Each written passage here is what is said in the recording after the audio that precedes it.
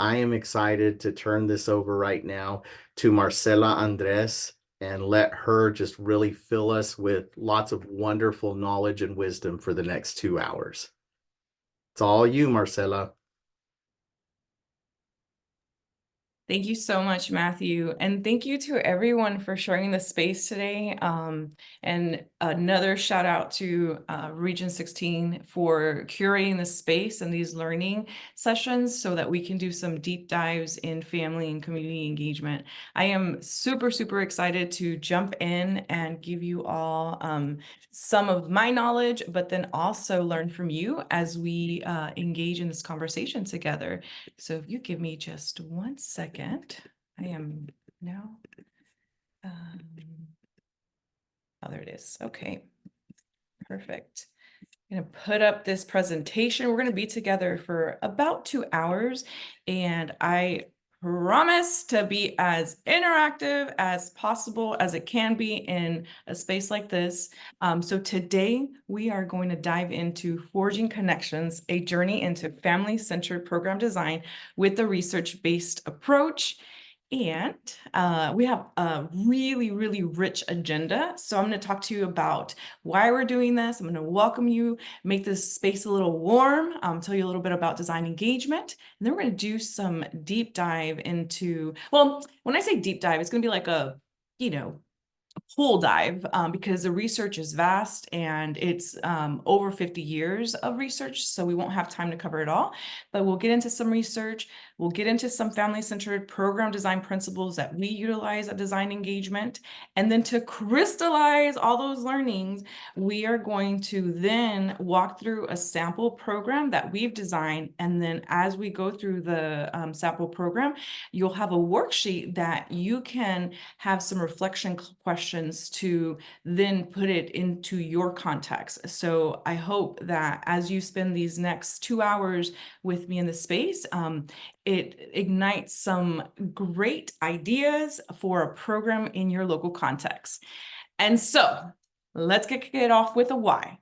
I think it's really important as leaders in the space to talk about what brings us to the table. And for me, it really informs my work. When I share spaces with leaders across the country, I always lead with my why because it very much informs how I approach this work. So here you see a timeline from pretty much birth all the way to present day. And so I am the proud daughter of immigrants from Mexico and Cuba. My parents immigrated here for the American dream. And that is a complex conversation to talk about, especially in the political context that we're living in. But I will tell you that I really appreciate their leadership in bringing us to this country and giving me the opportunity to live out some of my wildest dreams. Now, I'll start with a really kind of sad part of my story, but as you can see, as you progress through the timeline, it's actually ended quite well. And I will name specifically that the reason that that has happened is because of family and community engagement. And that is why we are here today. So when my parents came from Mexico and Cuba, they married and they were immediately cycled into poverty. I grew up in one of Austin's most poorest zip codes that had the highest crime rate. Any social determinant that is supposed to keep me away from hopes and dreams was in that zip code. Fortunately, I am a proud product of half Austin ISD and Pflugerville ISD, which I think I saw somebody in the chat box put Pflugerville, so yay to my Panther family. And if Austin's there, shout out to you all. From Austin, I went to St. Edward's University, and my first degree was actually in business administration and finance. So I did a little bit of that. As you can see, I dabbled into Progressive, Northwestern, Keller Williams, Columbia Insurance is kind of where I ended my insurance career. And then life happened and I moved to Mexico. I went to live in Mexico for 3 years. And while I was in Mexico, I didn't just want to be home. So I took on a job as a 3rd grade teacher. And well, actually, I took on a job as a tutor, is how I put my foot in the door in Mexico. And then within like 6 months into the school year, their 5th grade teacher left and they were like, you know English, you have a degree, you can teach. And I was like, yes, yes, yes. Little did I know is that it takes a lot more than just knowing English and having a degree to teach fifth graders. And it really put me on this reflective journey about what education was, especially being in the front of students. So when I had that opportunity, I learned so much about myself. I learned so much about education, but more importantly, I learned about the educators that do such wonderful work in our schools across the country. And even though I was in a different country, it really translates. Our educators are really a special group of individuals who help students just see their potential and equip them with tools to realize that potential. So I leave Mexico in about 2008. I come back, or I'm sorry, 2011. I come back and I'm like, okay, I'm gonna go back into insurance. And while I'm opening up and going through this process, I stumble across KIP. Now, back in my day, charter schools were not a thing. They weren't there. And I was really drawn to this. I was really drawn into this idea of like, should your zip code define destiny? That's what pulled me in. And I was like, no, it shouldn't. And so little did I know that there was a whole nother conversation. Again, 2 hours is not enough to cover that conversation. But what I will say on the point of schools is that all schools, our responsibility is to ensure that kids have high quality education. And my time at KIP really, really made me even more passionate about working with children. It made me more passionate, especially about working with families, and especially when I met families who were immigrants like my family, who didn't know how to speak the language, who didn't know how to navigate the educational system. I was very compelled to and drawn to working with them. So I was like, how do I support them? How do I help them? And honestly, I had a lot of questions that I didn't know how to answer. So I started Googling, and I know it's kind of silly, but it really happened this way. I was like, oh, well, family engagement, what is that? And then I learned about Dr. Karen Mapp, who is at the Harvard Graduate School of Education. And I researched her, and I was like, oh my gosh, she's brilliant. I want to study under her. So I applied to study under Dr. Karen Mapp. I got the opportunity, the honor of studying under her leadership back in 2015 to 2016. And then when I graduated from Harvard, I had so many more questions. But thankfully, Raise Your Hand Texas, as some of y'all may know, an organization here in Texas, recruited me to research, design, and implement a statewide program. I know I've seen some schools that, or rather districts that were part of the programmatic effort back in 2017. And then in 2019, I had a courageous move to design, or rather launch designEDengagement, my own firm. It's a Latina-owned education agency that's on a mission to reimagine family engagement. And just as of December, I'm a newly minted author, Purposeful Educator Connections. Now, all of this, again, would not have been possible had I not had a really strong, loving family and a really strong community that was walking alongside me at all times, saying, Marcela, we're in your corner. We believe in you, and we want you to do your absolute best. And through all this journey that I just spoke about, there was always some type of programmatic effort going in the background that, as I reflect on my own journey, I can now see how it has impacted my practice. So I said a lot right now, and I want to warm up the room a little bit. So in the chat box, I already saw some of you tell us where you're zooming in from, but if you could drop in where you are zooming in from, and what was your favorite school supply as a kid? I want to know, were you a creator? Were you someone who liked to color? Like, what did you like as a kid? What did you look forward to buying that you wanted your parents to buy? All right, they're coming in quick. I see some sticky notes. I see books, glue, new pencils, lunchbox. Lunchtime was one of my favorite sessions as well. Markers, definitely map colors. Yes, scented markers, colored pencils, books. Oh my gosh, anything Lisa and Frank. Yes, me too. I used to put stickers everywhere. There's a moment that I considered, should I be like the next Lisa and Frank, but I have no artistic ability. Oh, a lot of pencils. I love it. Colors. Yes, yes. I love that. Now, if we were in a in-person space, which I know that we're not, but if you all would kind of lean into that, I would have us utilize some of these tools to activate the programmatic design elements within each and every one of us. I firmly believe that we are all creators. We're all capable of creating things. And when I think about creativity, I think about my childhood. I think about the experiences that I had in classrooms to design projects and create beautiful things. And so just with me go there mentally as we dive into this work today. So as I mentioned, designEDengagement, we're Latina-owned education consulting who's on a mission to reimagine how families, educators, and community members partner to support the hopes and dreams of children. What I experienced to be true, this woman who went from poverty to prosperity, I want that to be true for kids in Texas and across the country. And one day, I hope that my company will also impact folks around the world.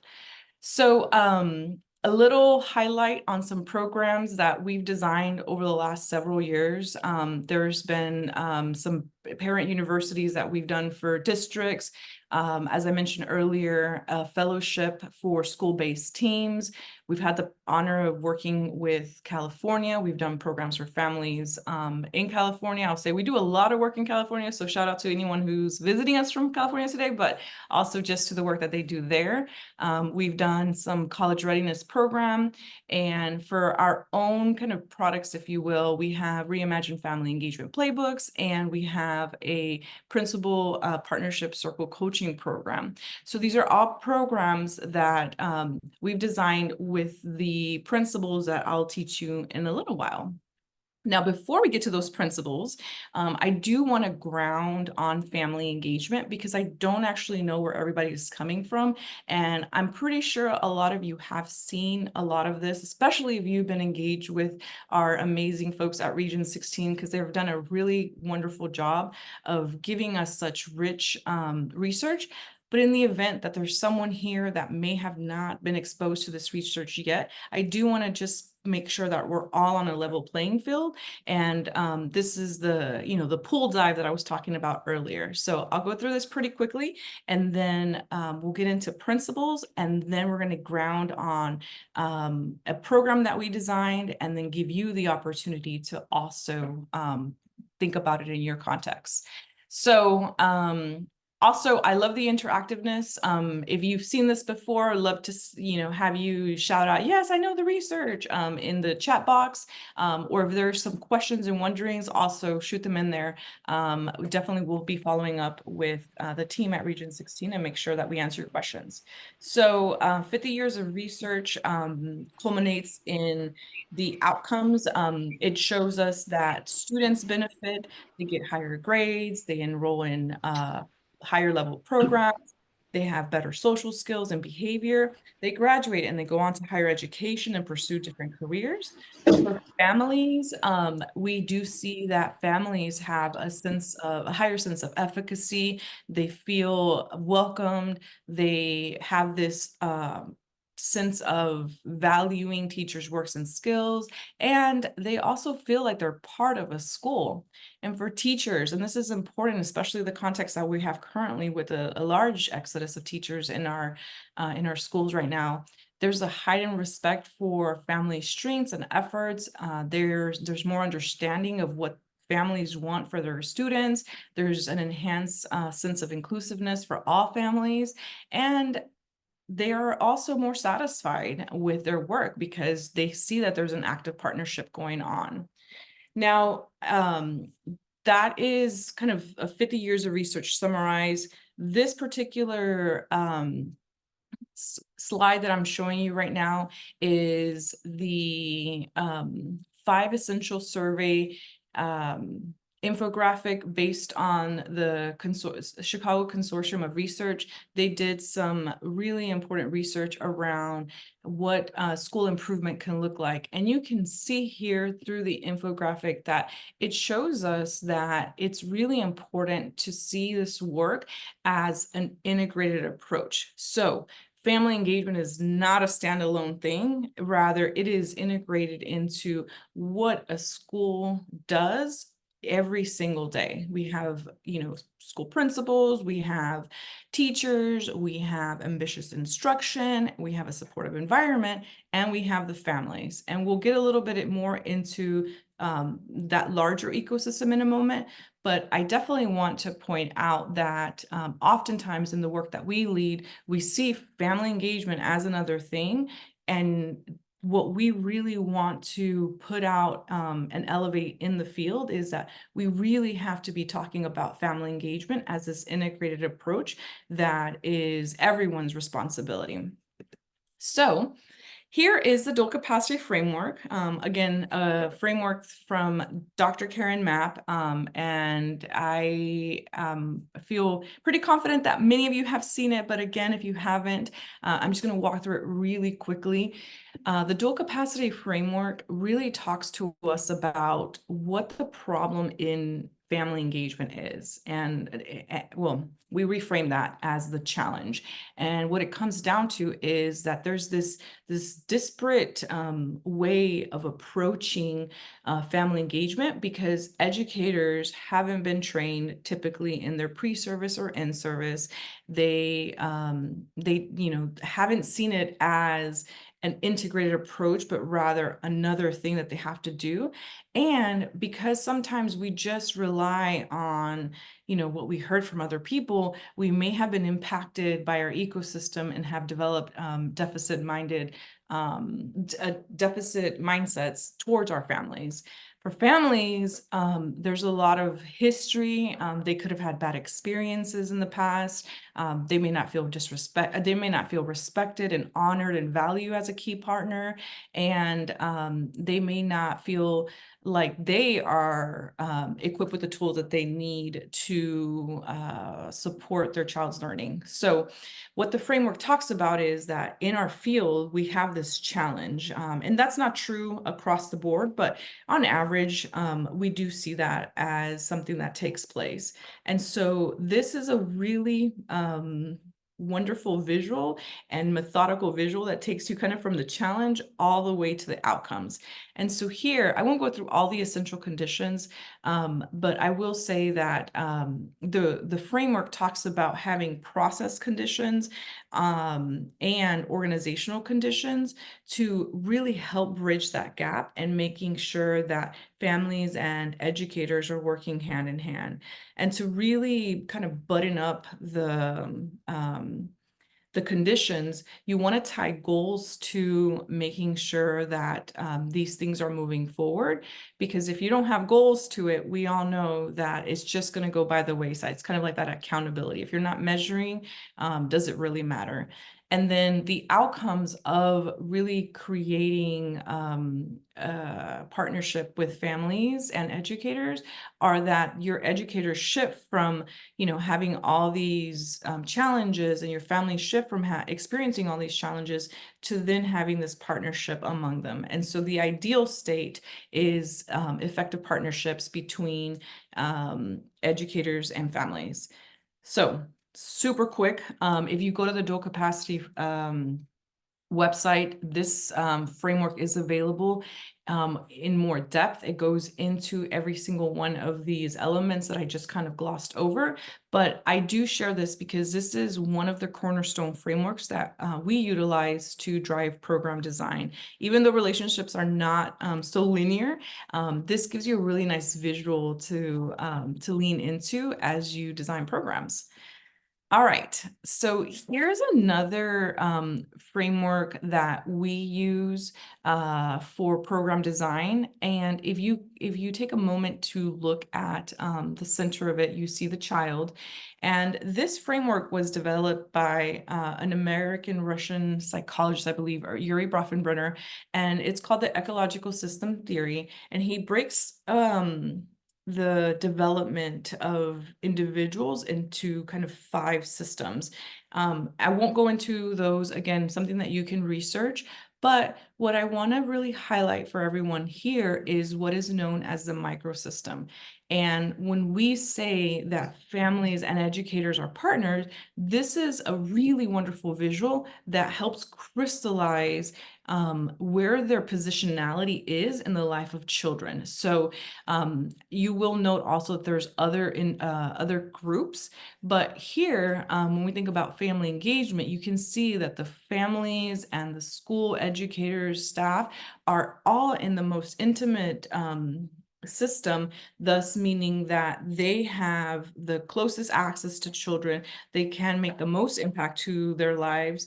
And it's important to note that sometimes, you know, we don't think that families are in the system, that it's only school, because we rely on the school mostly for the family engagement part. But we're going to talk about that in just a moment. Before I transition out of the slide, I do want to shout out to the other interested parties in this group. There so many other groups like health services, religious organizations, daycare facilities, playgrounds, and just the peers of students and the families that can also have an impact. And so that's when we're thinking about that community engagement aspect, and that's how all of that kind of comes together. So in an ideal state of family engagement, this is what we would have. We would have kind of that representation of the Uri Brofenbrenner microsystem moving in like perfect balance, right? You have balance and coordination. You have families and educators and community members having these coordinated efforts, supporting the child, and that's all nice and dreamy. What we see, however, the average family engagement state, especially what we've seen in our practice as we work with partners across the country, is that we do have the child at the center. We talk about it, but we have educators over here, families over here, community members over here, and that is true about that is true in our systems that we have in place. That is true in the relationships that we have in place.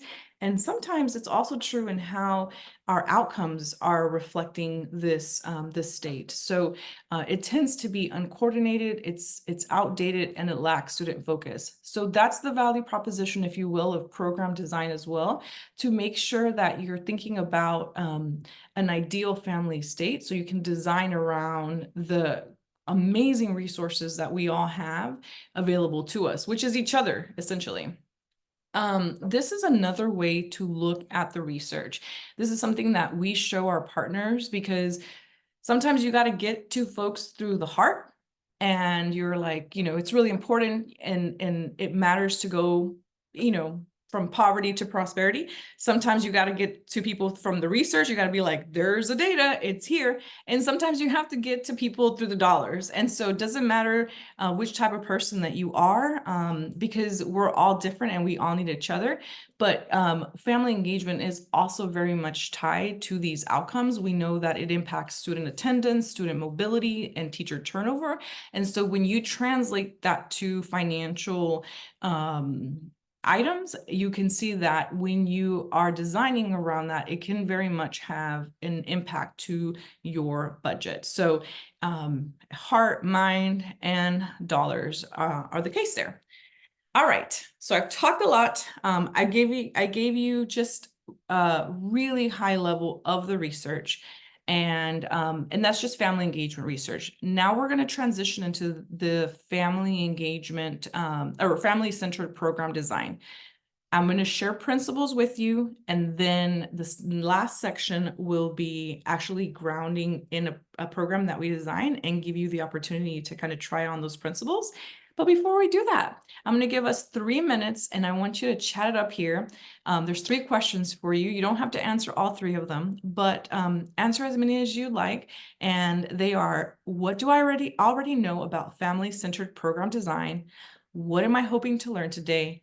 And what program would I like to design? So I'm going to put this on for 3 minutes, chat it up, and I'm going to be monitoring the chat box and kind of talking about what you're saying in the chat. So give you all 3 minutes.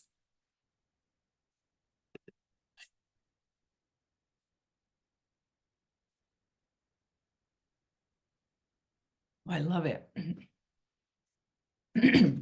Highest indicator of student success. I agree with it.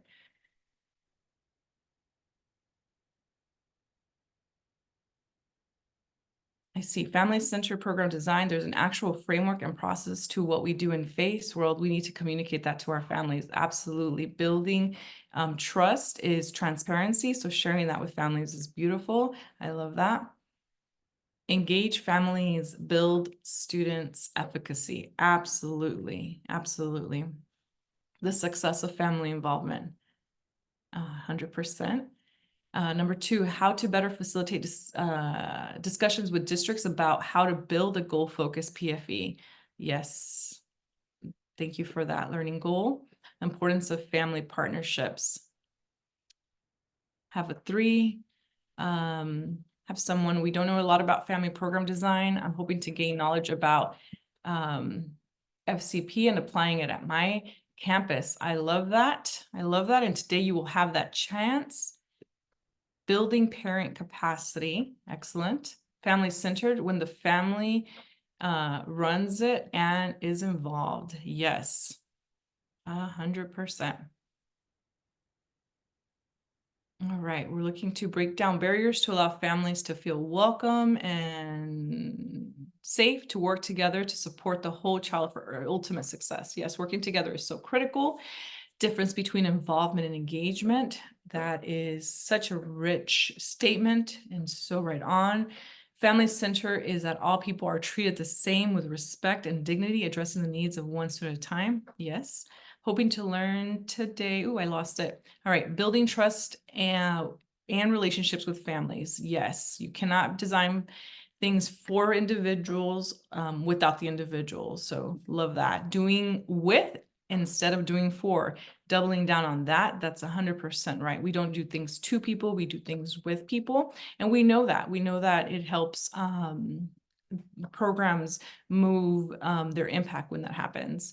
Let's see, I'm already part of a PFE in our district, but our rural school is having a lot of challenges getting parents to participate and drive to a meeting because of a lot of our learners are transfer students. Yes, there is, some barriers to these programs, and how do you design knowing those barriers? So appreciate you naming that. Engage families with student success, 100%. We would like more parent participation to learn what our programs offer, 100%. Okay, there's still more. I'm going to definitely read some of those because I love to design programs and webinars around these. So thank you so much for sharing them. Keep on engaging in the chat box.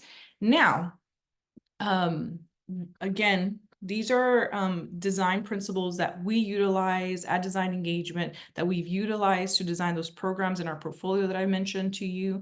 And so this is not the only way, but this is our way. And this is a way that has worked for us. And so I invite you to lean into it. Also, if you have some recommendations, I'm here to learn from you as well, because you're experts in your right as well. And I would love to get that feedback. So we're going to go through these principles, and then the next session will be around, not the next session, but the next section will be around grounding these principles with an actual program, and you'll have a worksheet to follow along in your own context as well. So I love stories. And one of my favorite stories is when I was walking with Professor Marshall Gans. I was telling him about wanting to design this app for families, and I had all these questions, and we were walking back from the class to his office, and he stops in his tracks, and he's just like, "What are you trying to do?" And I was just like flabbergasted, because I'm like, I just told him everything I was trying to do. And I literally started repeating to him. I'm like, well, I'm trying to do this, this, and this, and this. And I want families to come. And he was like, no, Marcela, what are you trying to do? And that was such a profound moment for me, because sometimes I think that we don't take enough time to really ask ourselves, what are we trying to do? So when you do program design, you really want to ask yourself, your school wants to ask themselves, what are you trying to do? What are you trying to design around? And that is a guiding North Star. So principle number one, you're welcome to take notes. Again, in the second section, the next section, there's going to be these principles already there for you. And then you'll be able to go back to that, as well as you will have this presentation. But principle one, develop a program strategy outline, right? This kind of goes back to what we all learned in school, the scientific method. Like, what are you thinking about? What is it that you're trying to do? So lean into your curiosity, research stuff a little bit, Google, chat it up with AI, and construct a hypothesis and really help yourself understand, like, okay, what's the vision? What am I trying to do in this context? And there's no kind of rhyme or reason to develop a program strategy. It could be as easy as, oh, I want to develop a Dancing with Dads program so that we can incorporate the arts and lean into the research. You would Google, like, are there programs that have Dancing with Dads? And then figure out, like, if we do this program, Dancing with Dads, what are the objectives and what do we want to accomplish with that actual program? And this is where we think about going back to the dual capacity framework and saying, okay, does it help us with those process conditions? Does it help us with those organizational conditions? Does it have these program outcomes that we would want it to get into? So that's principle one. The second one is identify people in the ecosystem that you need to engage. Someone said it really nicely in the chat box. We don't do things to people, we do things with people. And we'll talk about that in another principle.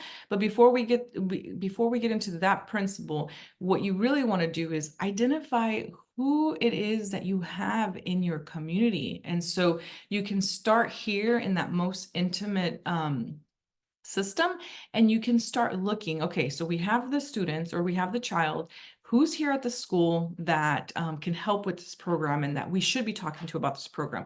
Who are the families? What kind of families do we have? Where are the families?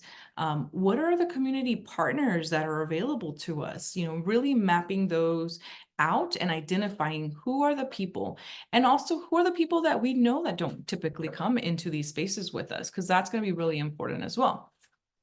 So the next principle is to really map out the importance and health of those relationships between the educational partners, the interested parties that you identify. Why is that important? You can identify people, right? You can say, okay, well, we have the families over here, we have the educators over here, we have the church partners over here. But if you have no relationships with them, then the identification is only going to get you so far. So the next principle is to map out the importance and the health of relationships for that program. Once you map out the individuals and you map out how healthy the relationships are, it allows you to see what relationship building, what approach you may need to take that will get you the opportunity to really have honest conversations and opportunity to really partner with those individuals. So after you map out the importance, the next principle is you develop an educational partners engagement plan. So again, when you map it out, when you identify and then you map out those relationships, you have to figure out, especially if you're in a large district, like, how are you going to really start building these relationships, really start hearing from them? And that is where some of these tools come into play. Interviews, strategy labs, which we re-termed focus groups into strategy labs so that they don't feel so clinical, design sessions so that it can be very interactive. We do surveys because even though they're the least yielding mechanism, they still do work, and more. We get creative. I mean, I'm sure many of you have a phone and see how much our world relies on social media. Use it as a lever to engage people, right? So get creative around that. So once you develop that educational partners plan, you learn from them. And one way to really learn from people is just talking to them. And one way to talk to them is to really understand what they're saying, what they're thinking, what they're doing, what they're feeling. And this practice comes from empathy mapping, from design thinking. And this goes back to this not doing to people, but doing with people. You know, in the corporate world, many times businesses who design for their user without talking to them are the same businesses that have to close their doors because they didn't talk to their end user, so they don't end up selling the product that they developed because their user isn't gonna use it because they didn't ask them. Same principle. Like if you don't talk to the people that you're designing for, they're probably not going to use what you designed because you didn't ask them what they needed. And so we need to learn from each other and really understand how individuals are feeling and thinking and doing to design around that experience. And when we think about the prior principles, we can also appreciate that you have a diversity of groups of individuals. So not everyone is thinking or feeling or doing the same thing. So it's a beautiful thing to kind of engage in this learning process so that you can learn from your partners. And then the next principle is to co-design the family-centered program. So again, and I just want to keep on emphasizing, don't do things to people, but do things with people. Make this so participatory that you're asking and you're engaging, because when you're you know, coloring with others and you're building things with others, it's that much stronger and it's that much more fun. And it's another principle that is inspired from human-centered design, is to make it very participatory, so that you are engaging the individuals who are going to be part of the program that you're designing. And the last principle is measurement evaluation. Listen, another story. I am on a new fitness journey, and I'm blown away, even though I know about measurement evaluation as someone who practices work. The fact that as of late, I've been on this app called MyFitnessPal, no endorsement, but just sharing with you what I'm using.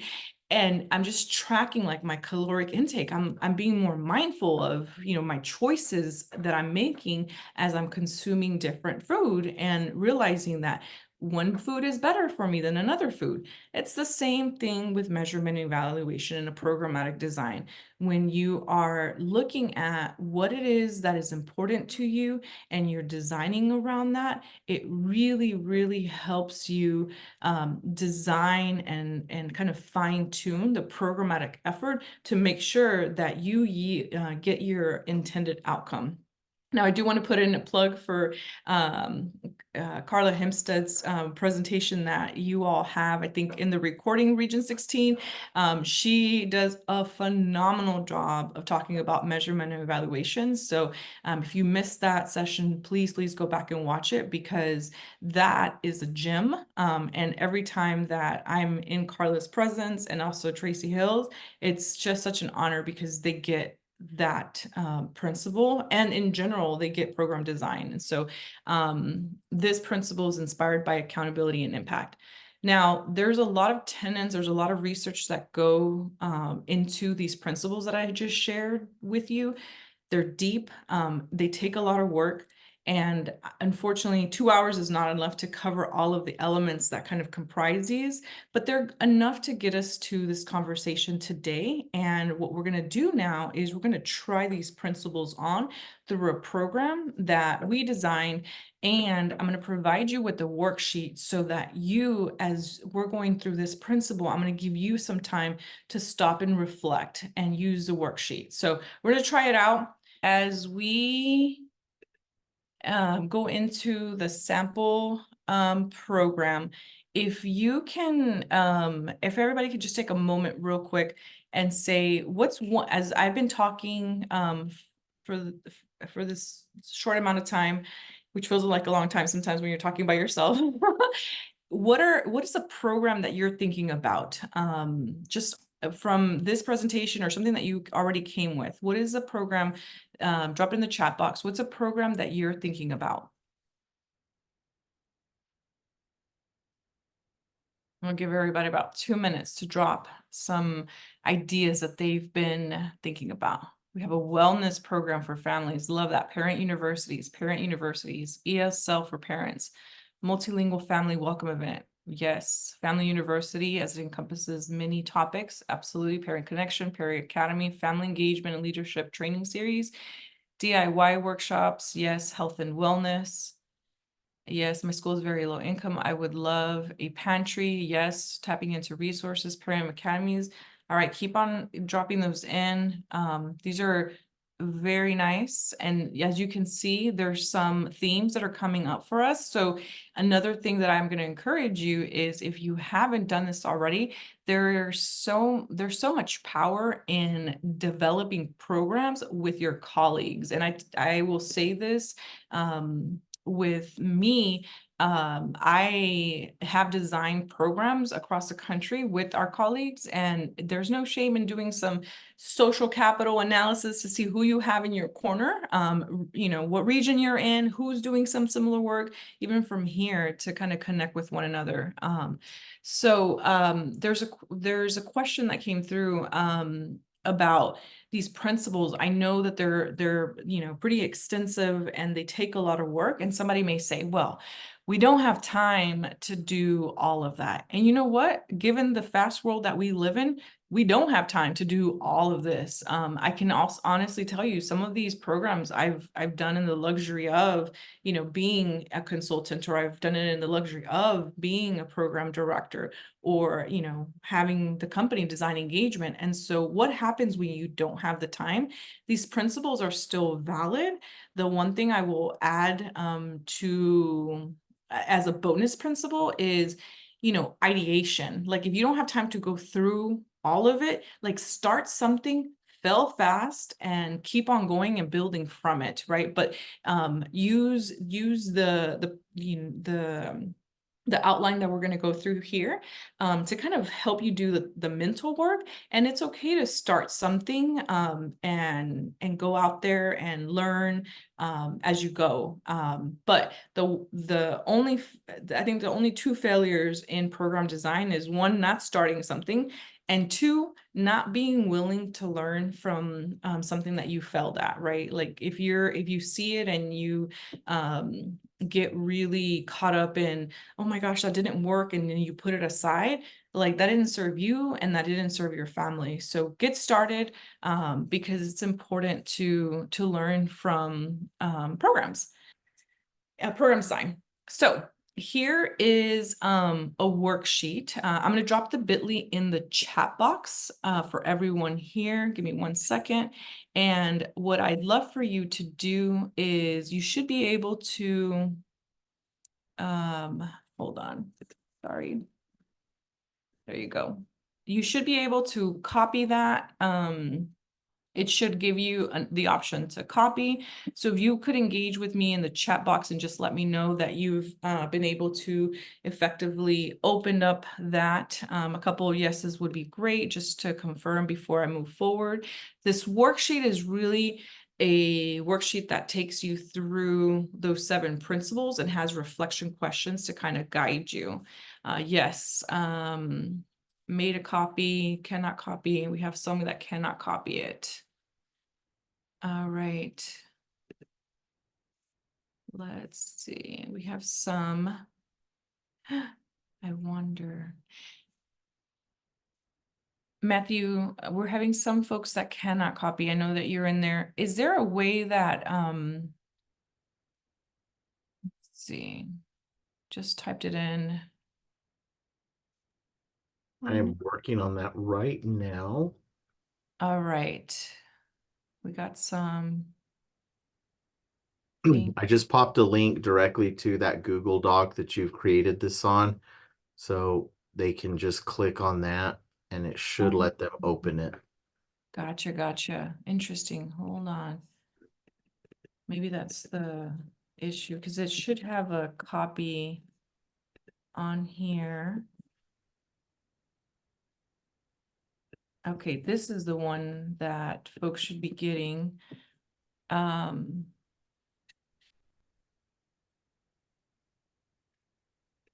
that second one, okay.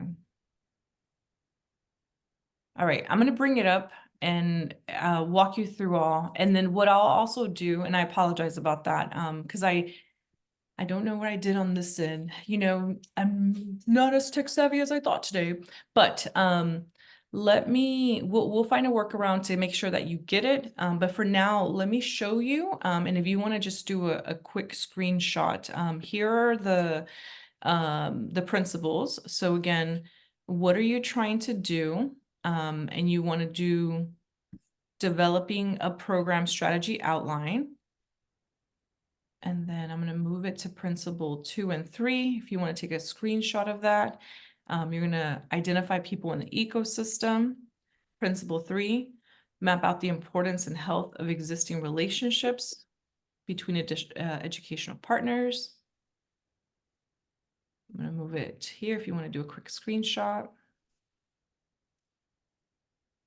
Principle 4, develop an educational partners engagement plan. Principle 5, learn from educational partners.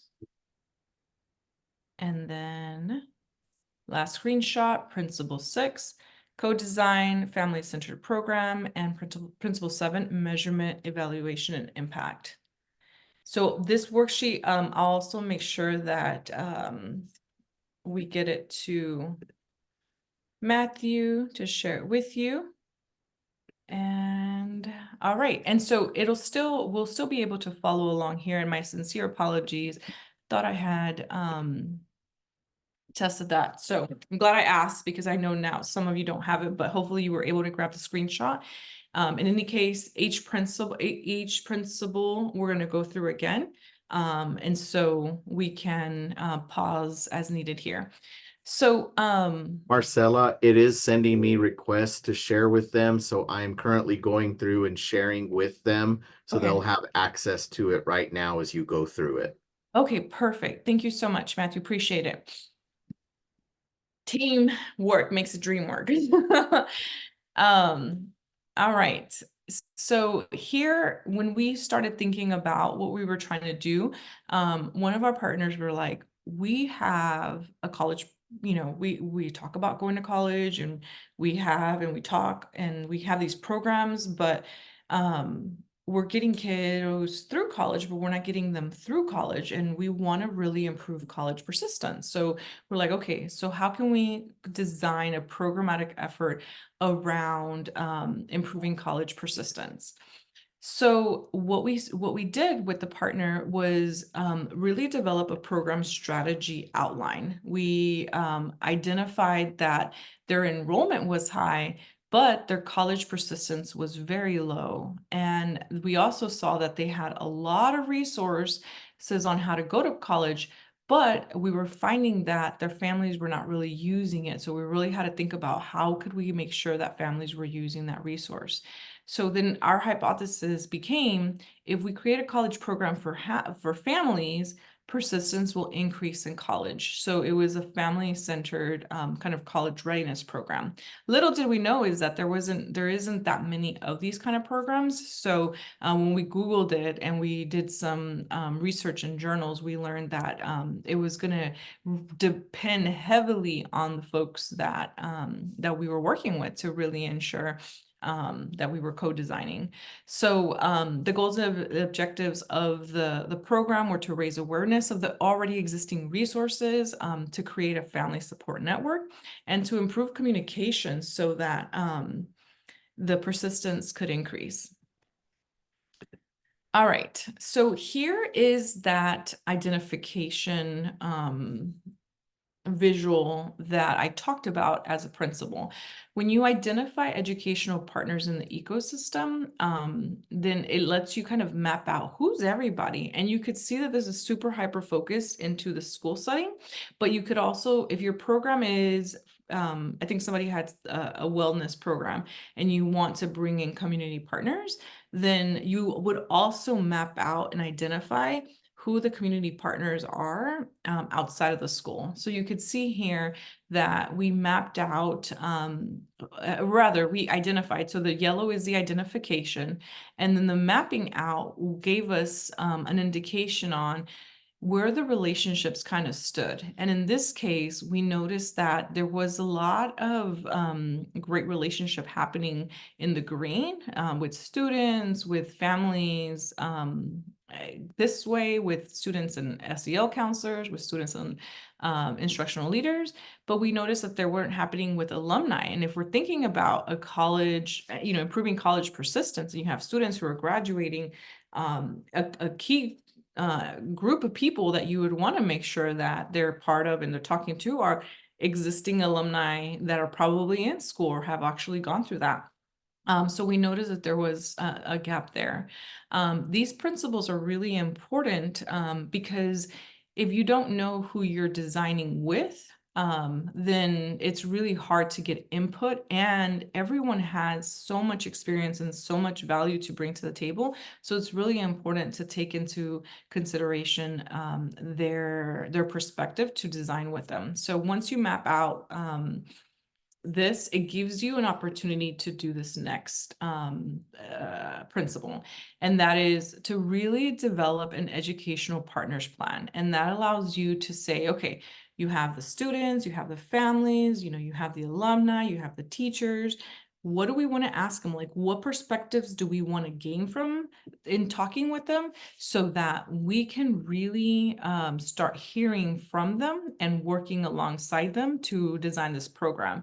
And one of the first things that you're going to want to do when you map out all the individuals is, what are those goals that you want to identify with rather, what are the goals in speaking and working with these individuals that go to the program design? And not everybody likes a survey, not everybody wants a one-on-one interview, and not everybody wants to be part of like a strategy lab, aka focus group. So you got to really think about who is that group and how will you make the time to create this space so that you can learn from them and with them about this program that you're thinking about designing.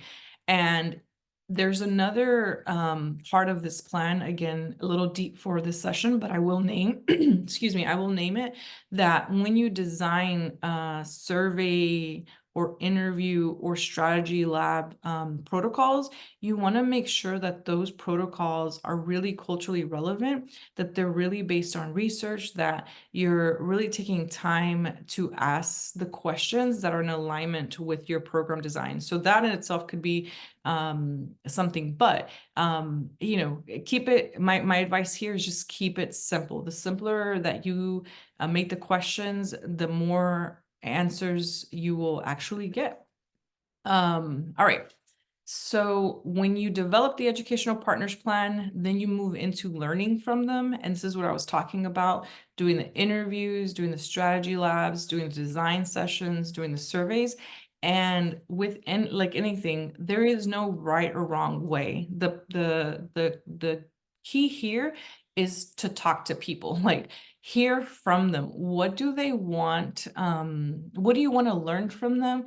And what these theories do you have? What, possible wonderings do you have that they can help you out?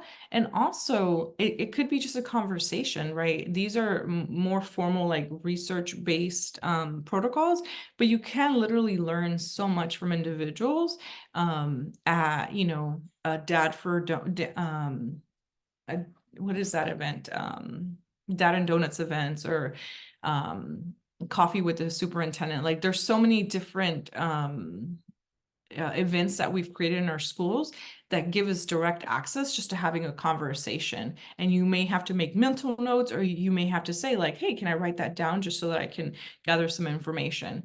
And this right here, what I'm showing you is a little bit more of surveys, just to kind of point out the visual.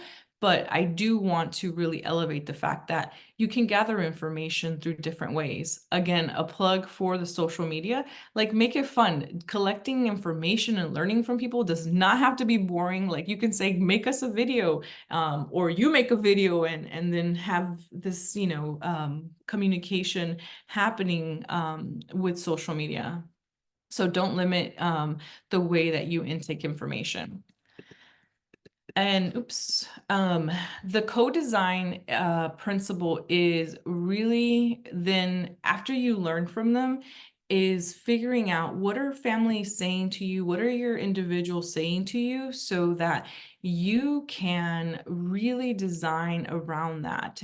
In our case, what we did after we gathered all the data, we did what's called a thematic analysis. We just, whatever, like similar to whenever I had everybody put something in the chat box, what we did is we started seeing that there were some themes that kept on coming up for us. And so we held design sessions to make sure that we were hearing the families and we were designing the modules around content that they actually wanted to learn from and that we could share with other families. And so you could hold design sessions so that you can make sure that you're testing and ideating those ideas and those themes that are coming up from what you've learned from families.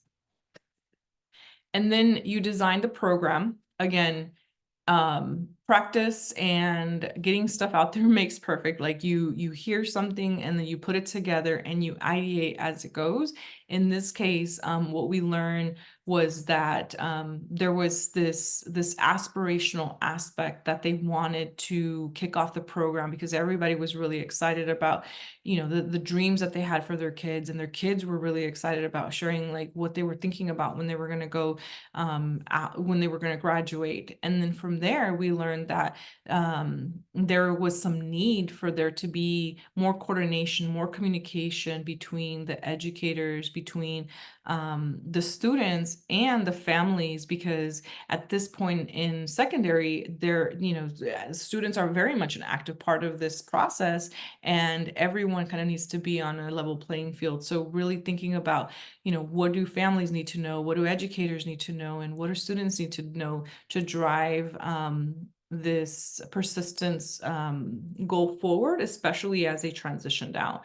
And in the next phase, we built modules around demystifying the college and career journey, because although students seem to have really a general grasp, we realized that there was a dissonance between what they were actually experiencing when they actually got to college, and families also, their experience was not very clear, and there was a lack of communication between family and students when the students were going off to college, causing some tension. And so being able to know what was coming for everybody was really important.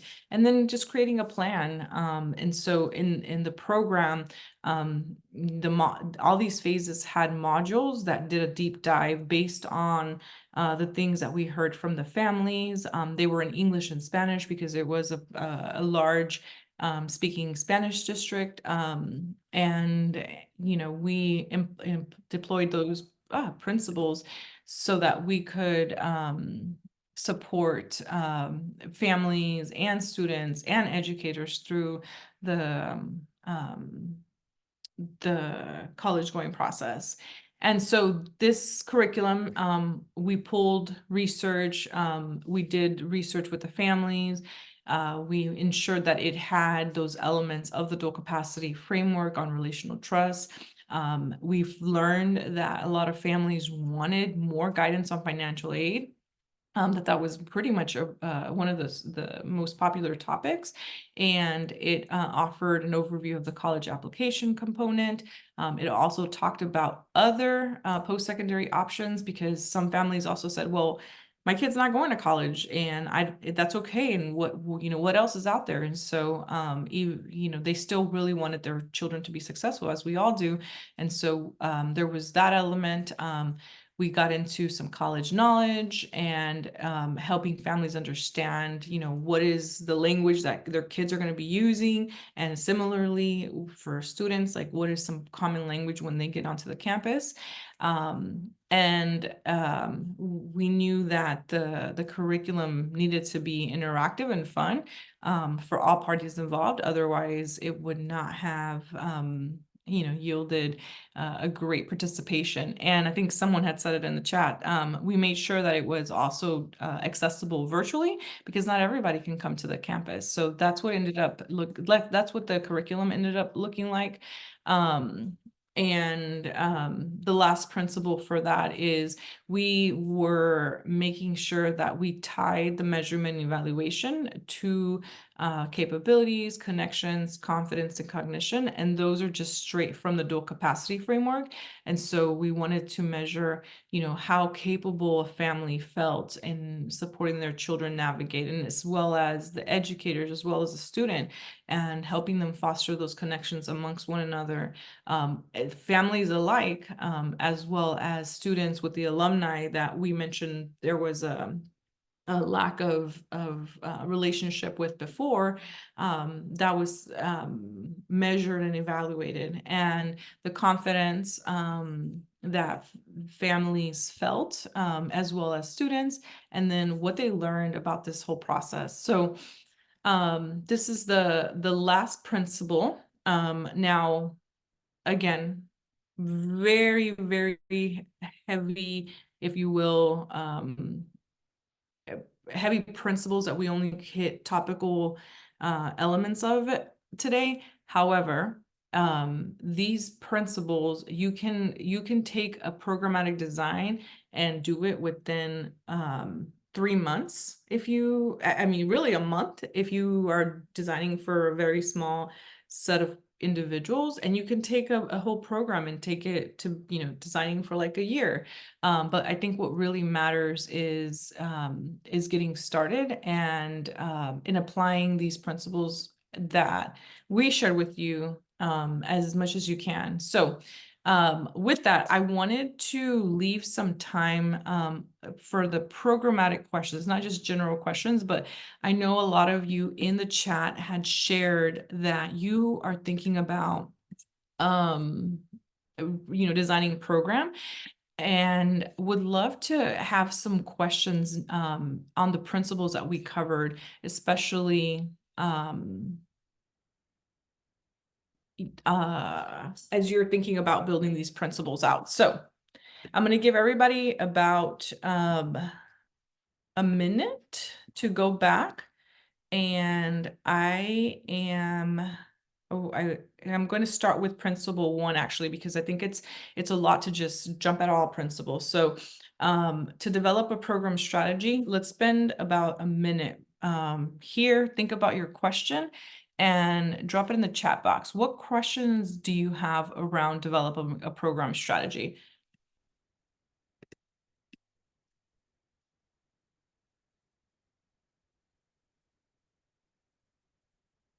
All right, we have,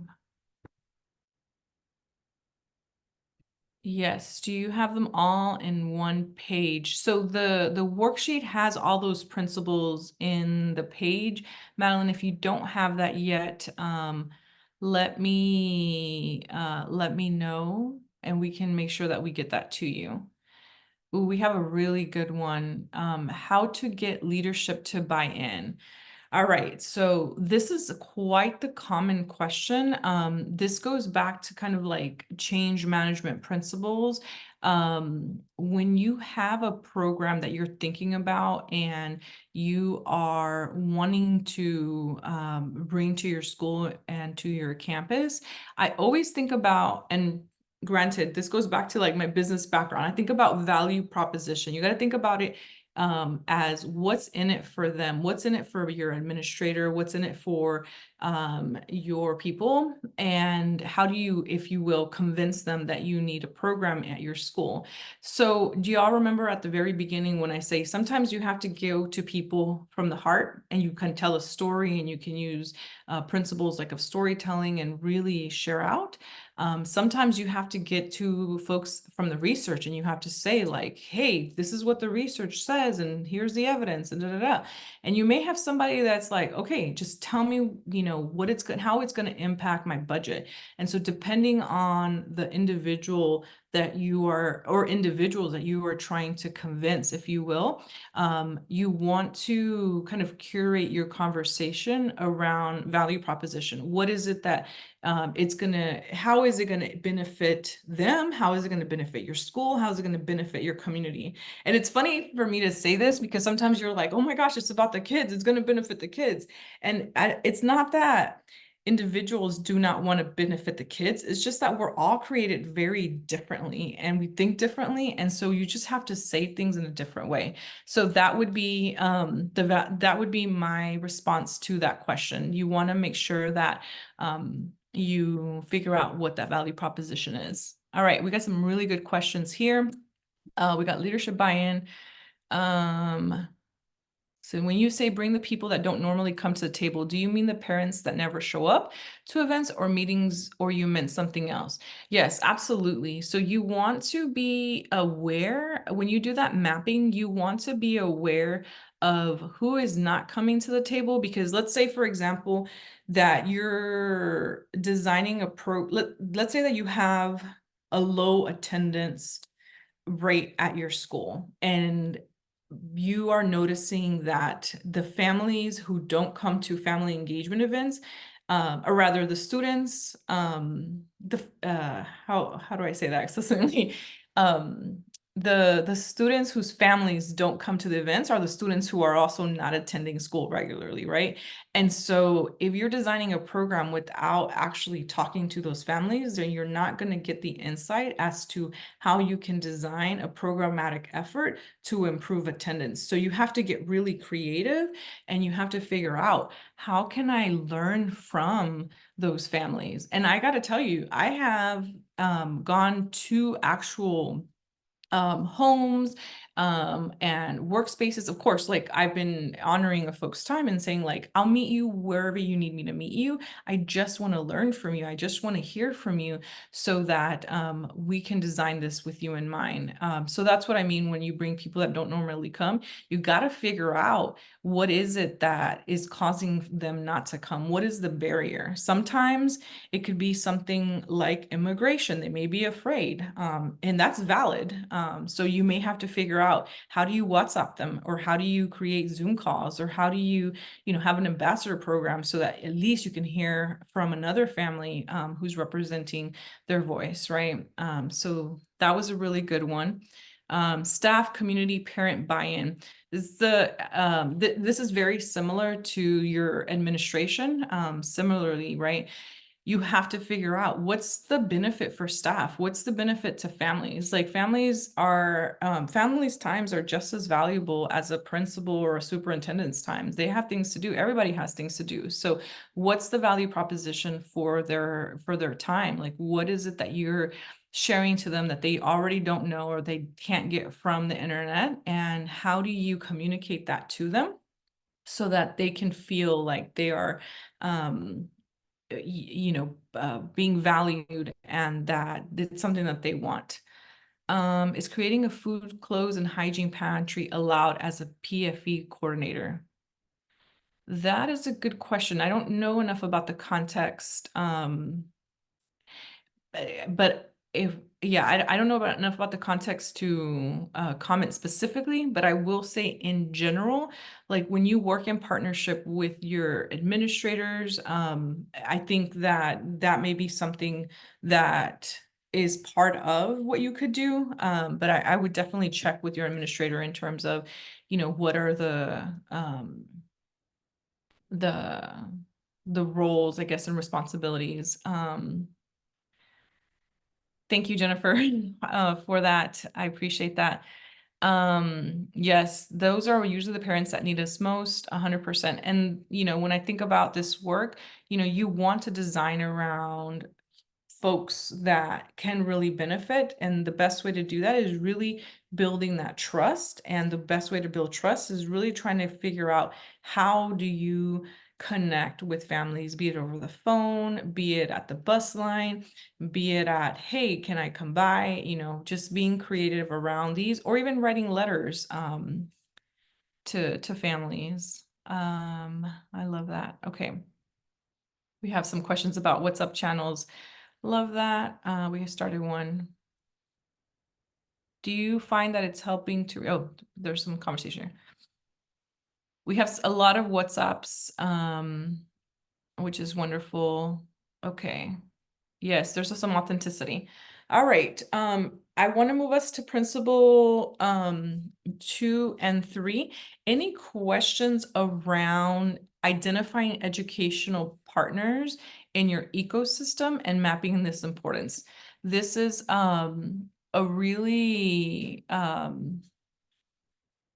simple principle, but yet it can be complex. So any principle, I mean, any questions that you may have around how to identify, I'll give everybody a minute to look at this principle 3 and 4. Any questions around this? Marcela, you have a couple of attendees with raised hands. Are you able Oh, to take questions? yes, yes, I didn't see those. If you That's could okay. guide me, I would Okay. love to take those questions. Yes, All right, Latasha first and then Madeline. thank you. Let you unmute yourself just 1 second. Okay, you should be good, Latasha. On this, I wanted to ask, when you mentioned about allowing people that don't normally come to the table on this part, are you meaning parents that never show up to events? Those are meetings, those the one you bring to the table, or you were speaking about when you was talking about alumni? I was just trying to see when you say bring individuals that normally don't show up to these type of groupings. Yes, that's a great question. And it has to do with, you know, when you map out and identify, here's the student, right? And you think about who is everyone that, if you're designing for the student, that's assuming that you're designing, because you could design for a teacher, you can design for a family program, whatever you're designing. But let's say if you're designing for a student and you have all these individuals that you have identified, and you see, for example, the alumni as an example, they're not showing up or they're not engaged for a program that you want to design, then you have to figure out, how can I engage with the alumni? Similarly, let's say that you have students here, right? And that you have, you know, families who, and I hear this often, who never come to the campus. You know, how can you design a learning journey with them to hear from them? How can you create, you know, if not surveys, right, a phone call or an activity that students can take home to help inform whatever program design that you're trying to go after. The idea here is that you get, obviously not everybody can be at the table at every single time, even though that would be ideal, especially as the larger that you get. But the idea is that when you're doing a program design, you want to have a representation of everybody who is impacted or who adds value to, who would add value to that program. Great So question. Go Can I ahead. can I piggyback off that? Yeah. So let's say I created a program for families. I brought everybody to the table. So I'm connected with everybody, the church, community wraparound services. But will like the apartment complex be like an example? Because they're not at the table yet. Will that be like part of the example? Because I have everybody else around, like businesses, churches, that come in contact with the families. Will like apartment complex be one of those entities that I should reach out to bring to the table? Yeah. So what would be the program? Tell me a little bit. What would the program be Well, about? I started a parent connection corner over 3 years ago. I did surveys. I had a parent advisory board where we met and we had different conversations about different topics, behavior, family engagement. We had different things like that. So I pretty much, even the church, I had a community advisory as well. So I connected everybody to the table. I started a food pantry, just listening to the needs of the family instead of just creating programs that I thought that they need. I heard from them based off the documents or the feedback that I got from them. But Yeah. my thing is, when you do events, you still get the same parents. No matter what you do, you still get the same parents showing up. So it's Mhm. like, am I missing something? I have Mhm. great relationships with the families, the churches. If they need something, I have a direct cell number just for them. But it's like the same parent is still showing up. Yeah. Yeah. They understand that they are the key component to their child's success, but it just, what am I missing? So I'm just trying to see, and I know Karen Maps work from where I'm from. We studied Karen Map. So it's just understanding, like getting those ones that don't show up, you Yeah. know?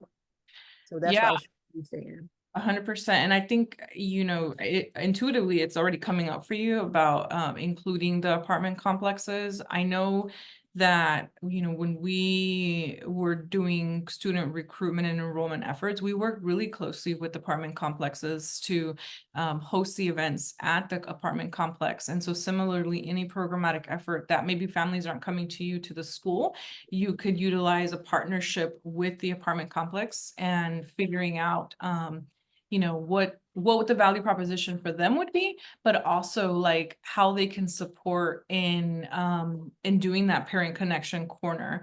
One thing that just came up to mind is like, I know oftentimes mobility in schools gets impacted because of the apartment specials that are taking place. And so having a conversation, like mapping out all the apartments that your campus are part of, like your campus community, and being very thoughtful around how to give information out. And then also, what are ways that the the apartment complexes can support in that parent connection corner, because they, at least once a month, they're somehow communicating with the family through rents and things of that nature. Okay, our next question is going to be from Madeline, and then we have another one as well, but if you guys will just keep them short, please. Hi, good morning. Thank you so much. So I love this. We do community engagement and we're opening up a new wellness building, and we want to incorporate many community partners, nonprofits, organizations. Do you recommend us putting them all on there, or just putting like key ones? Because I think our map is just going to look enormous if we do it that way. And then also, like, there may be some that are very important, but their buy-in isn't really there. Like, should we make that investment, or just kind of leave it and we just keep trying until, I don't know, there's a change? Or what are your recommendations? Yeah, I think when you have something like that, what I would do is I would do an asset map of all those community partners that you have, so you know who you have at the table, or rather who you have in your ecosystem. And then if it's a vast amount of individuals, that's a great problem to have, because in other communities, sometimes they only have like 2 or sometimes 1. So when you have, a large number, then what you could consider is creating kind of an advisory board or like a committee of representatives, and then just, term them.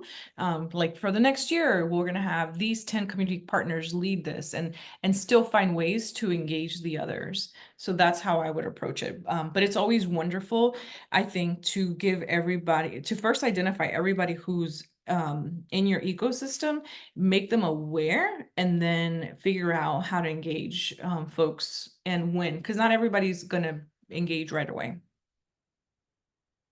Okay, and then we have Kayla is our last one, and then we'll continue. And guys, Marcela will have some time at the end of the presentation for more question and answer time. Yes. All right. Hi, everyone. I just wanted to add to the conversation about when there's a certain people group not attending, like parents or, certain teachers or whatever.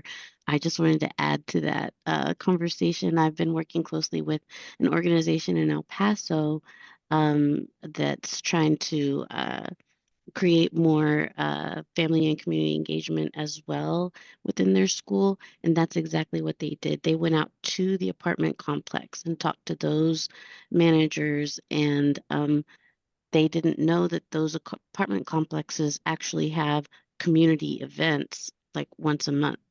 And so the school started out, it was just an elementary school, started out attending those events and eventually making relationships with some of those parents. And those parents ended up becoming leaders. Parents who were never involved previously ended up becoming leaders within that elementary school. And so, yeah, so when your certain event doesn't work, I totally agree with what was said, going out and figuring out different ways to engage in the community. And you won't have to do that forever, just the kickstart, just the first like year or two, and then typically that relationship's built already. Yes, I love Great that. thought. Thanks for adding that. We appreciate that. Awesome. So that was on identifying and mapping those partners. Any questions on principle 4 on creating that engagement plan, on getting on the surveys, the interviews, the strategy labs? Listen, I'm not the biggest TikToker, but I know and I use it. But are there any questions on developing an educational partners engagement plan?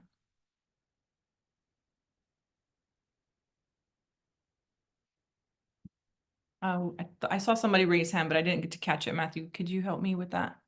Yes, Latasha, and if you'll just please keep it brief. Is it that you just putting at the top like families, students, and just laying out all the partners on this plan, or how are you laying it out?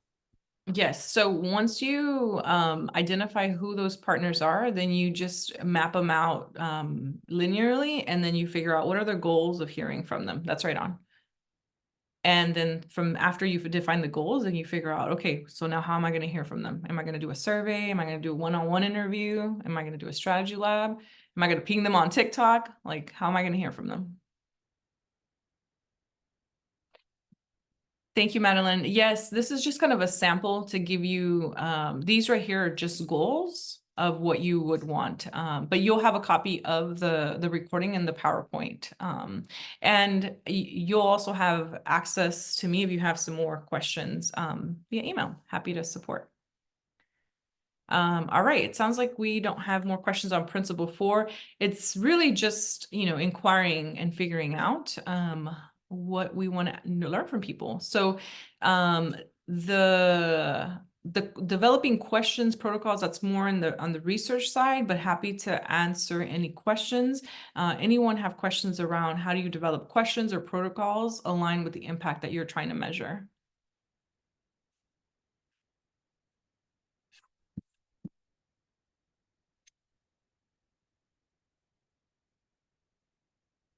Anna, that one came through. Hi, so would an example of this be like what the barriers that each of the people that are part of the plan have, like barriers and limitations? Would that be an example of the questions? That would be a great question. What are some barriers that you have to access that? Especially let's say going back to someone who's building a wellness program, like what would be a barrier that would keep you from here so that you could design around that barrier? If it's childcare, then you may want to figure out how do you, lean into a community partner to provide childcare services. That's a great one. In doing so, also, I think like in my example, the biggest one is like, how do I even get that question to them? Sometimes I fear that the barrier is even like, how do I get to them? How do I reach them? How do I ask the question? I know we're big on technology nowadays, but I'm in a very small community, and most of them are not like tech savvy. They don't even have access to this. So we've been stuck on paper and pencil, but then it's like, how do we get it out and bring it back? Also, how do I get the response back? Yeah, and that's where I think we have to get really creative. So if we go back to if we go back to this here, once you identify the individuals and the groups of individuals, and you're like, okay, this is the things that I want to learn from them, then you're going to want to think about, all right, if I've tried surveys with them and they haven't answered surveys, then you're probably not going to want to try a survey because they're not going to answer that survey again, right? Don't do the same thing and expect a different result. If you've tried to do, you know, one-on-one sessions and they're not doing that, like, don't do that either. And here's where I lean into creativity. It's like, okay, you know, is there a way to send a letter and saying, you know, dear Miss Andres, I've noticed that your child has been doing really wonderful in school, and it's just such a pleasure to have them. And I would love to have, you know, just 2 minutes of your time. Would you mind filling, WhatsApping me or giving some options like that? Or if, you know, you can't even get that, but you have access to the child, you know, inquire to the child, like, when is, you know, whenever you see them, like, you may see them at the bus stop or at the line, is like, when's a good time to chat with your mom, like, or your dad, or a parent or guardian, right? Because it may not be that the parent or family member is available, so maybe someone who supports the child.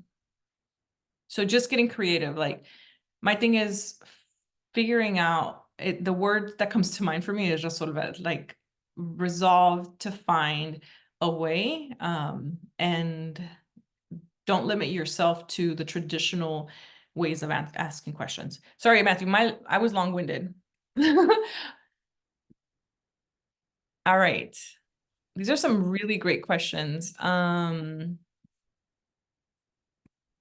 Let's see. And Marcela, you are not cut off at 11 o'clock. I just want for everybody to know that if you want to continue it after 11, feel free. This is your time. For those who have to jump off at 11, we'll continue going, and it will be on the recording. Absolutely. Thank you, Matthew. All right. These are really great questions.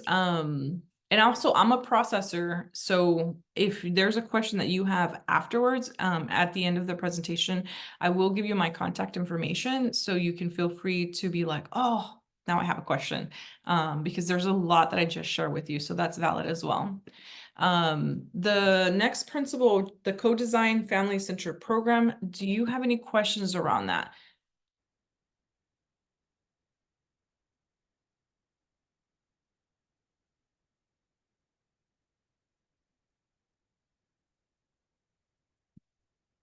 All right, I don't think I see any. And then the last principle, measurement and evaluation. Any questions around measurement and evaluation?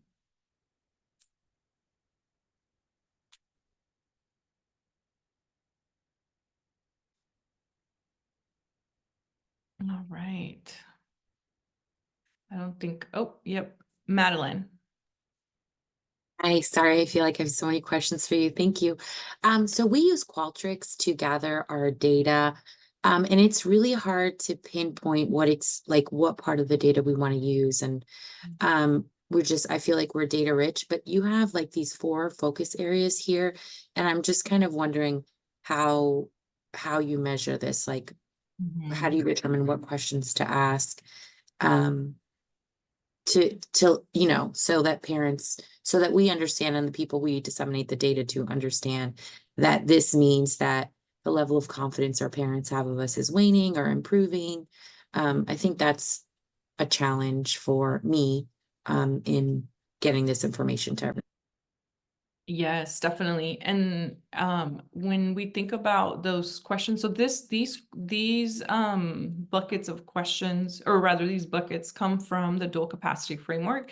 It's the framework that we use to kind of be our North Star in developing the questions and protocols to measure our programmatic efforts.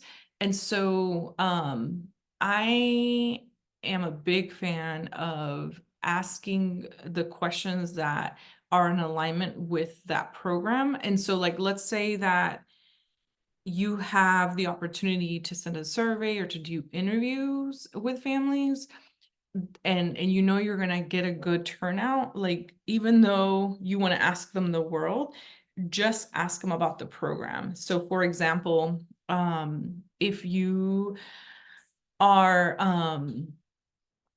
if you are creating a college and career readiness program, questions around confidence should be targeted to that college and career readiness program. They shouldn't be targeted to, you know, how confident are you supporting your kid on their math homework, or, you know, I don't know, so like nitty in there that doesn't necessarily 100% align. You want to make sure that you tie the questions that you're asking to your programmatic effort. I feel like sometimes when I see surveys, we're asking our families the world of questions, and I'm like, what are we going to do with that information? Like, and that's what you have to ask yourself when you're developing program. What are we going to do with this information when we get it? Is it going to help inform that program? Okay, and then we have a question from Courtney Ratliff.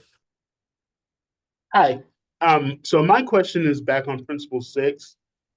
As far as getting everyone involved in the co-design of the family-centered program, is this something that you suggest that when it's time to present, everyone be involved in? For instance, those families that help you come up with this program that you've asked information from, should they be able to present information? And you know, the businesses that you partnered with, or do you really suggest that this be your show and you give out the information?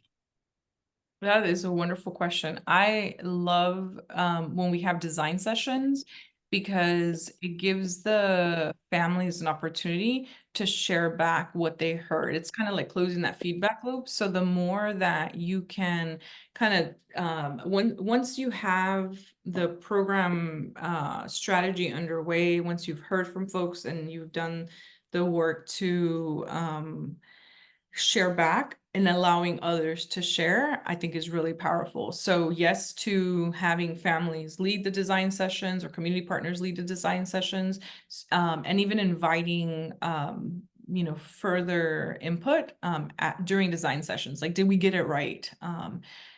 So it's at that point when you design a very participatory process, it's meant to be designed in a way where anybody who's been partaking in it feels like it's their program too, because it is. So I would absolutely encourage that.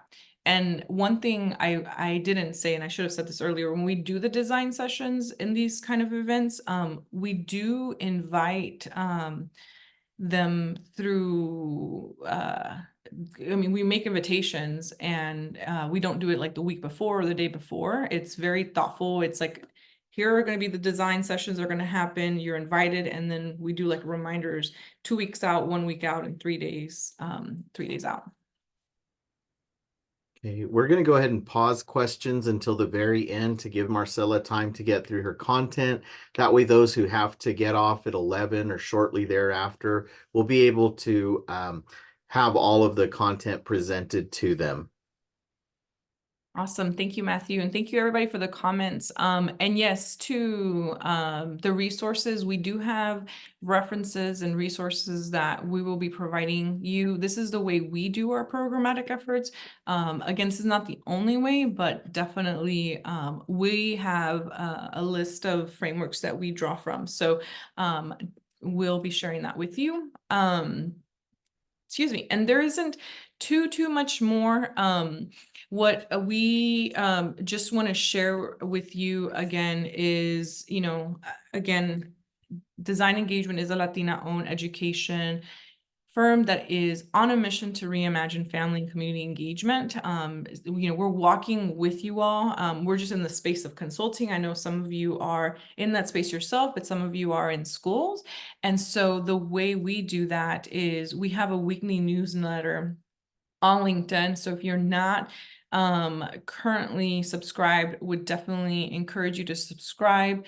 We also we're on season 2 of Transformative Partnerships. If you want to be a guest on our podcast, definitely ping me for that. We talk to leaders across the country around family engagement and just, partnerships. alike, and we'd love to have anyone who would like to join us there. We do consulting and capacity building. As you can see here, some of the partners that we've worked with over the last couple of years. And one of our cornerstone offerings is program development. So we do actually work alongside individuals to take you through either a real high touch kind of consulting service, or even, real kind of coaching and help you develop the program a little bit more in depth. And lastly, in our mission to reimagine family engagement, I have a book out that came out December 11th. And so I'm also proud to say that I'll be at South by, and the book will be in the bookstore. I just got notice yesterday. So that's a little bit about our services. And here are some a quick guide to some of our favorite resources. So I think this is some folks were putting this in the chat box. We again, I cannot double down on the dual capacity framework. Although relationships are not linear, the framework really gives you a methodical way to think about this work, and it's quite brilliant. And the website that is available to you has resources that explain each and every one of the elements. So I cannot emphasize enough to go back to that framework, because it's super rich and it really helps inform, I think, the programmatic design. The 5 essential systems from the University of Chicago, that one as well. Like when you're thinking about value proposition and you want to communicate to school admin and community partners, this is a really good one, I think, to visually show like this is not a standalone thing. It's meant to be done in partnership with the entire ecosystem. And I didn't cover this during this presentation, but this is a go-to that I really like. The 4 versions of family school partnership infographic. It gives you kind of a visual of the 4 buckets, if you will, of partnerships in schools. We have the Global Family Research Project that has a family engagement playbook. That one's really good. Everyone Wins is an amazing book that has some resources for classrooms. I think we have our program on there as well. Family engagement core competencies. NAFSC's come out with some of the core competencies for teachers. A Court of 3 Strands, that's a great book. Partners in Education, I could keep going. But these are some of the ones that we use quite a bit. So there is a link tree for you to access that. And then obviously there is some information about or rather my email, the info. And lastly, we have our link tree, which has access to, oh, let me see, sorry. Here goes. It has access to our podcast, the book, then everything I just talked about in here as well.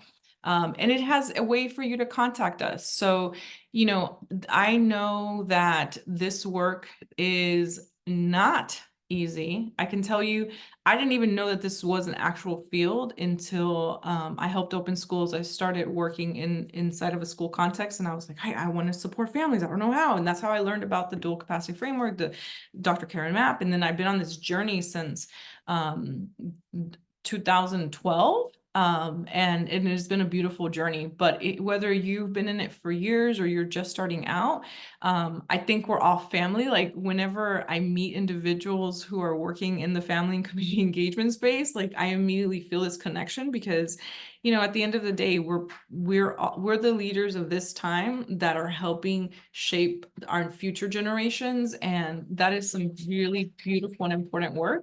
And if I can ever be a thought partner in your work, also very happy to do that. So that's the link tree for us. And I think we have some more time for just general questions, if you have any, before we end. And I can stick around after 11 if anybody wants to chat a little bit more. But any questions before we end formally today? Just real quick, and then I'll unmute everybody. Guys, we again, I'm trying to twist her arm to get her to join us at our academy. So we'll see how that all plays out because she is very busy and she's in very high demand. However, I do want to thank Marcela because this has been wonderful. I've been reading the comments, Marcela. There's been a few people that are new to their position that have said that this has been very, very helpful. So you're in high demand now, even more so than you were before. So we are going to try to see if we can somehow pull you over to at least one of the academies. And now I'm going to go ahead and allow people to unmute. But if you guys will just use the raised hand feature so that we can get through everybody. And again, please keep your questions brief. And Jennifer Hart, you are first. Hi, can you hear me? Yes. Hi. I just want to thank you for facilitating this workshop. And my colleague and I were at Collaborative Conversations with Klein ISD this past Monday. We were so grateful to participate and interact in that event. And I just want to thank you, Marcela, for your expertise and entertaining our questions and being a thought partner. It's been a dream of mine always to meet Dr. Mapp and just be closer to the research that she does and learn more about what's to come. And I feel like knowing you and working with you, and I just connected with you on LinkedIn, following you, and there's so many good things coming in the future. So thank you very much. I just want to say thank you. Thank you. I received that. And Monday was really special. That was the first time I went to that conversation and I thought it was just spectacular. So I hope to be part of more of that. But it is definitely an honor to have learned under Dr. Mapp and then also just to continue in community with her. She's wonderful and, you know, she puts out some great stuff. So I will definitely pass that information over to her, Jennifer. But thank you for those words. Very honoring. I appreciate you so much. All right, Mayra Orozco, you are next. I was just wondering, where is your book available?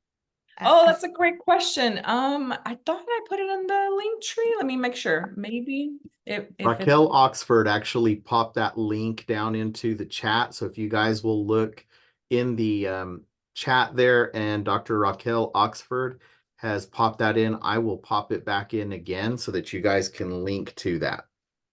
Thank you. And you know, I apologize. I didn't bring I think right now there's a 20% off discount on the website through Routledge. And my publisher has said if you want multiple copies of it, just let them know. So ping me and we can also figure out different pricing, I think, for multiple copies. But right now I think there should be a 20% discount for beginning of the year. So it was just released December 11th, but I appreciate you asking for that, Mayra. Okay, Amanda, you're next.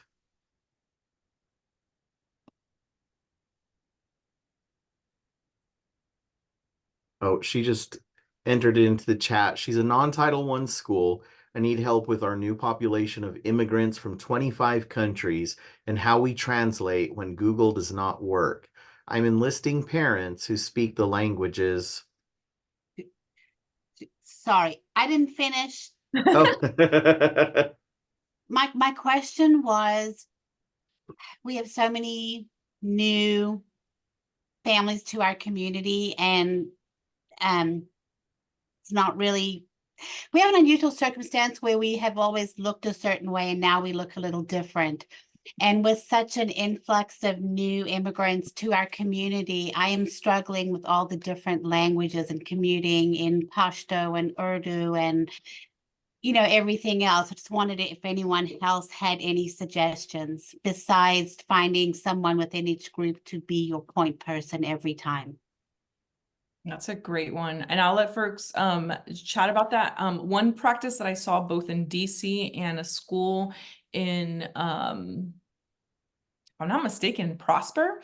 They had cultural nights, and it was a very similar situation where they had a large influx of a rich, diverse diversity of new immigrants.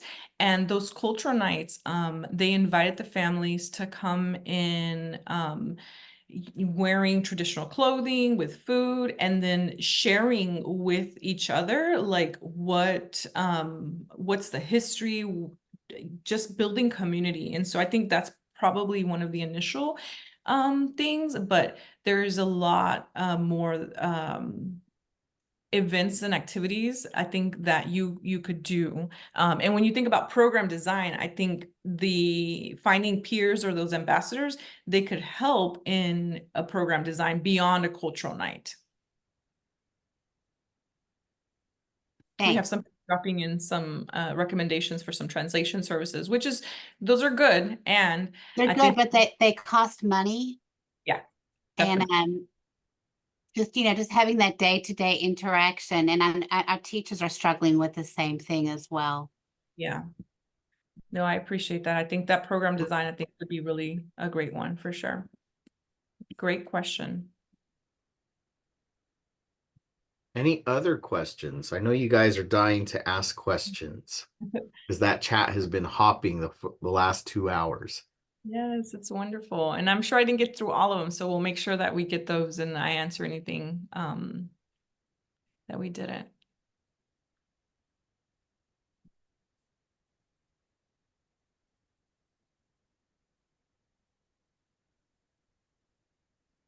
Oh, thank you, Michelle.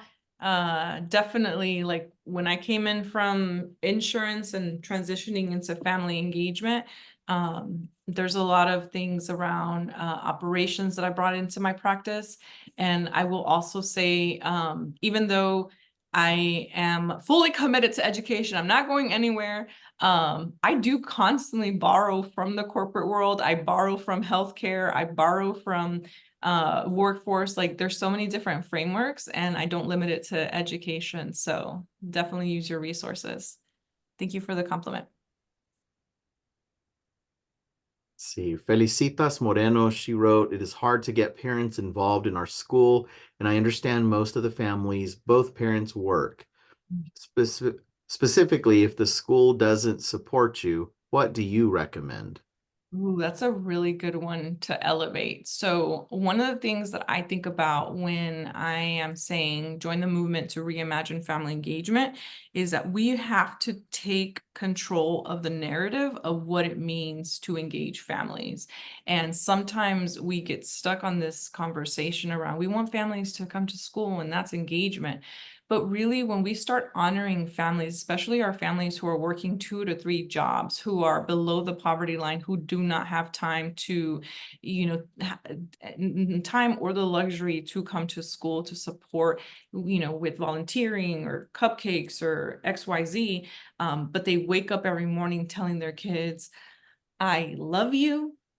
And we have to say that's engagement, and we honor that. And so being able to high five your families for doing that and signaling that, I think is super, super important. And I think that when we start honoring families for that, then trust me, they'll find the time. If they're feeling honored, they're gonna be like, you know what, next time I'm gonna take a day off and I'm gonna go see Felicitas, and I'm gonna bring her some tamales. I mean, I'm being very general in my part of my Mexican identity, but when people feel honored, they feel good and they'll figure out the time. But it definitely starts with taking over the narrative and making people feel honored and respected for what they do bring to the table right now.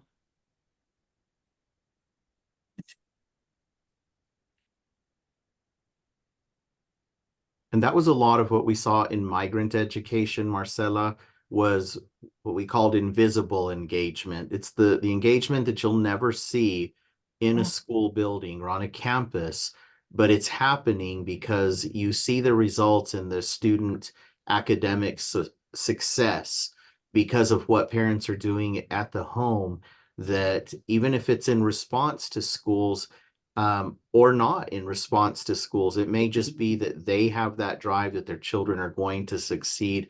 And those are the things that we can do to help, as you say, encourage parents, recognize when they're doing that, reach out to them when you see a student who's doing well, that you don't see the parents in your school building on a regular basis.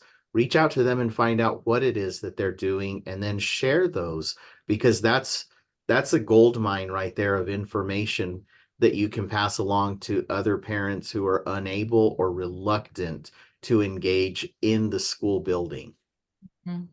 Yes, thank you for that. Invisible engagement. That's right on. And I cannot think about the research right at the top of my head, but there's a piece of research that says when families communicate high expectations and that they have hopes and dreams for their children, it's one of the most impactful form of engagement. And I'm not sure exactly where, because my brain's not calculating right now.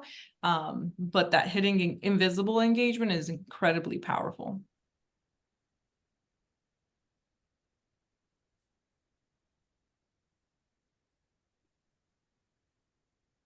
Courtney, my events have great family turnout, but very low teacher involvement.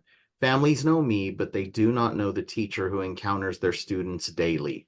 How do I get teachers to want to spend the extra time at an event? That one's so good. And you know, that's part of the research when you create effective engagement, teachers start to feel honored. And so it's possible that you know, given our current context, teachers are tired, they're not feeling appreciated, they're not feeling honored, and we have to, you know, treat them the same way that we want to treat our families, of saying, you know, I appreciate you choosing the field of education. I appreciate you investing your time and talent into the next generation of students, and cultivating that sense of gratitude, and then inviting them to be part of the community that you're you know, wanting to strengthen in your campus. I think, you know, and I talk about this in the book a little bit, and I think the last chapter really hits on it. Like, our teachers right now, I think, have gotten one of the hardest hits after COVID. We just had too much coming at everybody, but definitely it was a very hard time for teachers. And one of the things that we're seeing are teachers leaving the field right now, and we just got to remind our educators, we love you and you change lives. Like, this profession is a profession of professions, because from them we get, you know, our next generation of teachers, we get our doctors, we get our scientists. And so I think I would start there, and then I would also engage them. Like, what would you want to see at an event? Like, what would be honoring and valuable to you? Madeline, go ahead. Sorry, I feel like I keep asking questions, but I love all of this. So have you, in your experience, or maybe someone else can share, what is an effective way of getting everyone to know that PFE exists? Because we're finding that we have all these wonderful resources, but our teachers don't know that we're here. They don't know all the resources that we provide for them, how we can help them connect to the parents, that we have a whole website. And then when they find out, they're like, oh, I wish I would have known this. I had all of these situations. So I don't know if anyone has like an onboarding process or something to make sure that every teacher that works in their organization knows about what resources we provide. That's a great one, Madeline. And folks, please chime in the chat box. I will say that what we have suggested to our schools is that every year they do new teacher training. They also do, you know, welcome back, and they have PD at the beginning of the year. I would get in some time with the principal, assistant principal, and say, here's a one-pager of what we offer. Can you please make sure that teachers know? You know, we're at the beginning of the year. There's sometimes back to school things in January. If you've missed that already, like, start planning for the August one. And then also hang out in the supply room and be like, here's who we are, you know, use some of those marketing tactics, if you will, and also make yourself known, because the work that our parent liaisons, our PFE departments lead are also very incredible and important, and we can't all do it alone. We got to do it together. So that's what I would do. Okay, I saw a comment here from Ms. Lisbeth Olmo from Klein ISD. Lisbeth, are you able to unmute and speak to that for just a moment? Can you hear me and can you see me? I can hear you. Okay, excellent. Hello, everyone. So yes, we do provide, during the summer, we have these professional development to not only teachers, but any new staff members. And we do provide the information about the research behind Caring Map or any other new information to them. I love that. Yes. Thank you for sharing that. Definitely. And if you're at a district that doesn't do that, I highly encourage you to do that. This goes back to the Consortium of Chicago Research. Like, we're all interconnected. It takes all of us. And so being able to communicate that, I think, is really great. Okay, A. Silberstein, go ahead. Hi, good morning. This is just for Miss Argueta. What I do I guess at the beginning of the school year, I always ask the principal for just a few minutes during their PD, or every PD actually, for the beginning of the school year and for the following semester, which was this semester. I took a few minutes in their PD and reintroduce myself every year and let them know what I do, what we have, what DISD can provide, what resources, what I can provide for them. Like we have our uniform pantry, food pantry, school supplies, resources for parents, Medicaid, CHIP, vision, everything that we can find for them. I let teachers know, come to me if your parents ever need anything. And also I do arrival and dismissal for students, and I'll speak to parents. I'm like, hey, I'm your parent instructor. If you need anything, and I pass out my business card and I let them know I'm here for you. Anything you need, please come to me. Always make yourself known. Just be out, be happy, be honest. Parents love it when you're honest with them. And when I first started, I was very shy. I was very, I didn't really show emotion or myself. But once I, got into it, parents love it. They love just a person. Just, just talk to them and, let them know we have all this here. You ever need anything, call me. That's all. Thank you. Thanks for sharing. All right, any other questions that you guys have? See, Nora Pacina, I am new to the district as a parent engagement coordinator. My situation is just getting out information to the parents and staff. I am required to send the information out to administrators, but not sure it is getting out to parents and staff at all or in a timely manner. Any suggestions?